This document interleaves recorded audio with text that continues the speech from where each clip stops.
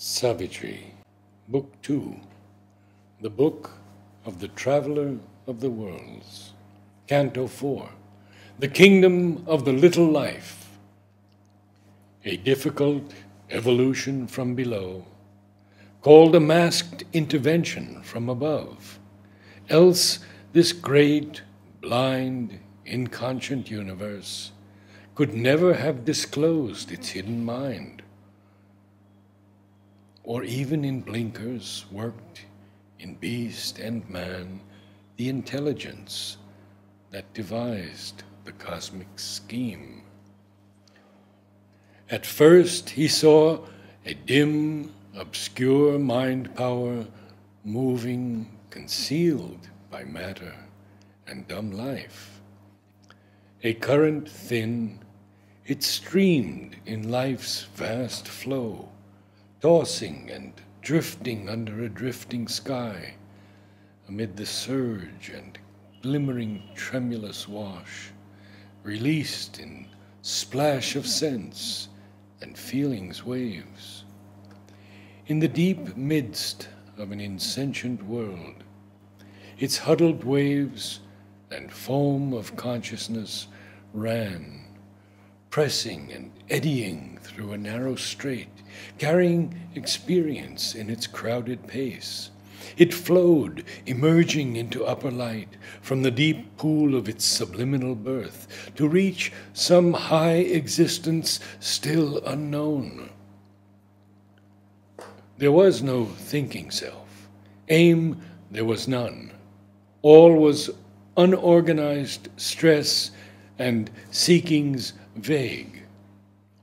Only to the unstable surface rose sensations, stabs and edges of desire, and passion's leaps, and brief emotions' cries, a casual colloquy of flesh with flesh, a murmur of heart to longing, wordless heart, glimmerings of knowledge with no shape of thought, and jets of subconscious will or hunger's pulls. All was dim sparkle on a foaming top. It whirled around a drifting shadow self on an inconscient flood of force in time. Then came the pressure of a seeing power that drew all into a dancing, turbid mass, circling around a single luminous point, center of reference in a conscious field, figure of a unitary light within. It lit the impulse of the half-sentient flood. Even an illusion gave of fixity, as if a sea could serve as a firm soil. That strange, observing power imposed its sight. It forced on flux a limit and a shape. It gave its stream a lower, narrow bank, drew lines to snare the spirit's formlessness. It fashioned the life mind of bird and beast, the answer of the reptile and the fish, the primitive pattern of the thoughts of man. A finite movement of the infinite came winging its way through a wide air of time. A march of knowledge moved in nescience and guarded in the form a separate soul. Its right to be immortal it reserved, but built a wall against the siege of death, and threw a hook to clutch eternity. A thinking entity appeared in space. A little ordered world broke into view, where being had prison room for act and sight, a floor to walk, a clear but scanty range. An instrument personality was born, and a restricted clamped intelligence consented to confine in narrow bounds its seeking. It tied the thought to visible things, prohibiting the adventure of the unseen and the soul's tread through unknown infinities. A reflex reason, nature habits glass, illumined life to know and fix its field, accept a dangerous, ignorant brevity and the inconclusive purpose of its walk, and profit by the hour's precarious chance in the allotted boundaries of its fate. A little joy and knowledge satisfied this little being, tied into a knot, and hung on a bulge of its environment.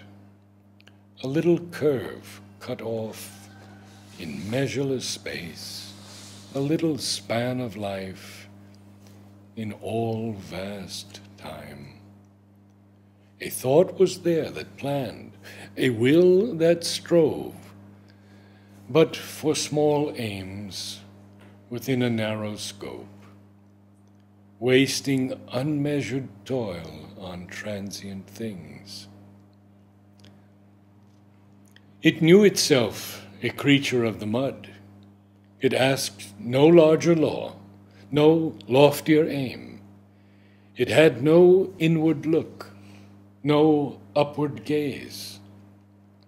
A backward scholar on logic's rickety bench, indoctrinated by the erring sense, it took appearance for the face of God, for casual lights the marching of the suns, for heaven a starry strip of doubtful blue.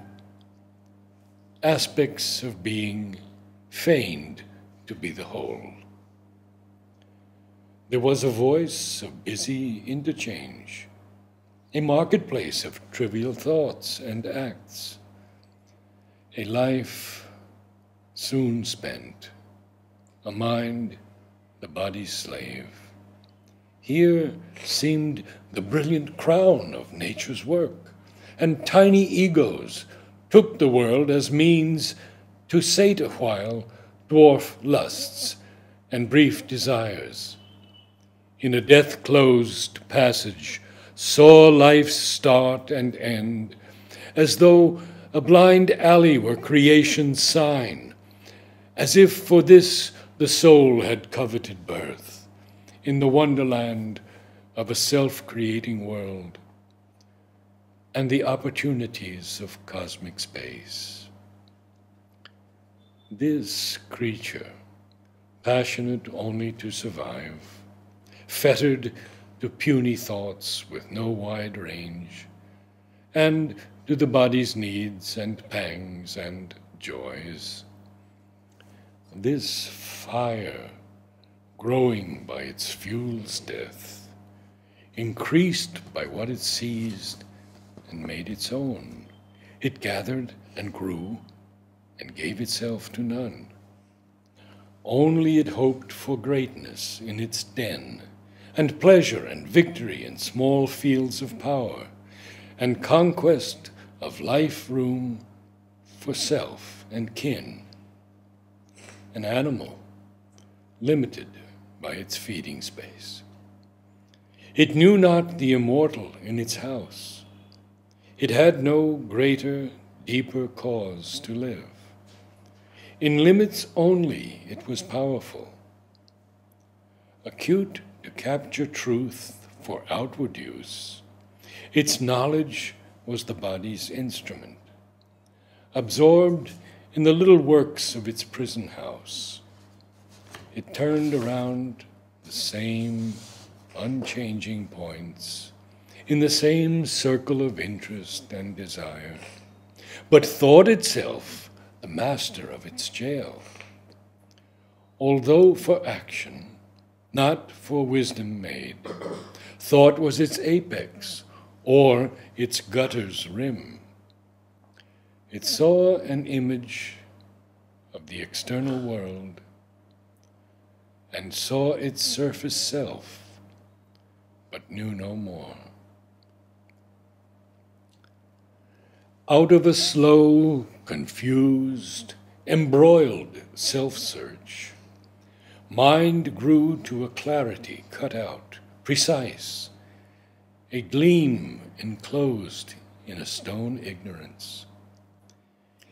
In this bound thinking's narrow leadership, tied to the soil, inspired by common things, attached to a confined, familiar world, amid the multitude of her motive plots, her changing actors, and her million masks, life was a play, monotonously the same. There were no vast perspectives of the spirit, no swift invasions of unknown delight, no golden distances of wide release. This petty state resembled our human days, but fixed to eternity of changeless type, a moment's movement doomed to last through time. Existence, bridge-like, spanned the inconscient gulfs, a half-illumined building in a mist, which from a void of form arose to sight and jutted out into a void of soul, a little light in a great darkness born. Life knew not where it went, nor whence it came. Around all floated still the nescient haze. End of Canto 4.